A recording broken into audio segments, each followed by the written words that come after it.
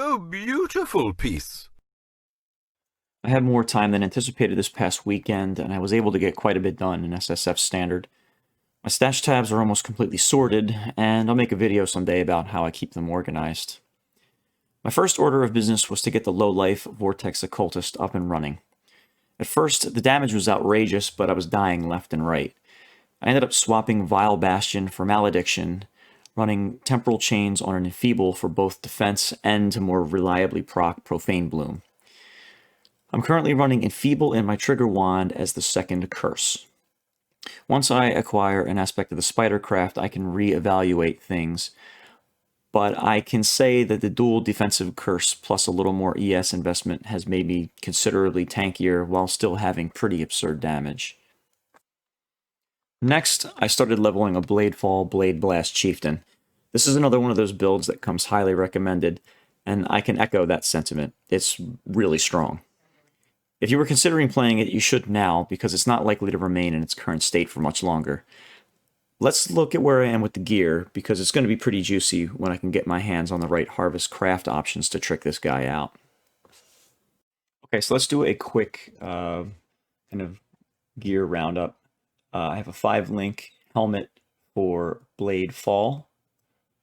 I'm currently on a 5-link, but I've got the Explosion chest for Blade Blast. I have a Life on Block shield, a Flammability on Hit ring, which frees up a slot in the Trigger Wand for Tempest Shield. And then I've got the plus mana gained for each enemy hit by spells ring, which enables me to drop a mana flask. You have to use a mana flask if you don't have this ring. So you'll notice that like there's gear that isn't fully crafted yet, like these rings. I'm basically just waiting to get certain crafts and harvest. The +1 physical skill gems, amulets, then with another thing. With the harvest crafts, I can get the physical taken as fire damage, and it would be pretty sweet. You know, just some kind of placeholder boots in the meantime. Soul Tether, best in slot, and triple res life. Again, these could be something like Culling Strike, gloves. I'll probably end up with Tailwind boots. The weapon, well, it just needs to be a scepter. I've got something that I'm working on right here. Again, I need harvest to clean it up a little bit.